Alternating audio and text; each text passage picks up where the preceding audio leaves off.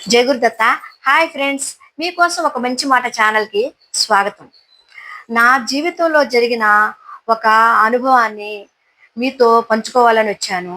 చాలా దురదృష్టకరమైనటువంటి అనుభవం అది. మర్చిపోలేనిది నా జీవితంలో. అదేంటంటే, నా పెళ్ళైన తర్వాత నాకు ఫస్ట్ పాప పుట్టింది. ఆ పాపకి 5 నెలల వయసప్పుడు చాలా సీరియస్ అయ్యింది. అప్పుడు మా ఇంట్లో డబ్బులు లెవ్వు. మా అత్తగారిని నేను బాగా కాళ్ళు పట్టుకుని ఏడ్చాను. "అత్తయ్య హాస్పిటల్‌కి తీసుకెళ్దామని." మా అత్తగారు పక్కింటోళ్ళ దగ్గరికెళ్ళింది అడగడానికి. అప్పుడు ఒక పెద్దాయన, ఒక ఆవిడ, ఇద్దరు భార్యాభర్తలొచ్చారు. మేమందరం కలిసి పాపని హాస్పిటల్‌కి తీసుకెళ్ళాం. ఆ హాస్పిటల్ కొడాలి నాగేశ్వరరావు గారి హాస్పిటల్ జగ్గయ్యపేట. మా వారు విజయవాడలో ఉద్యోగం. నేను మా అత్తగారి ఇంటికాడ ఉండేదాన్ని. ఆ డాక్టరు మాకు ప్రిస్క్రిప్షన్ రాసిచ్చారు. సెలైన్ తీసుకురండి అని.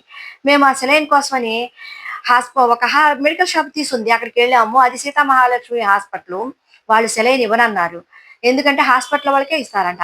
అప్పుడు మేమేం చేయాలో అర్థం గాక చీకటి, ఇంత లైటింగ్ కూడా లేదు. ఆ పెద్దాయన నేను కలిసి సెలైన్ కోసం తిరుగుతా ఉన్నాము.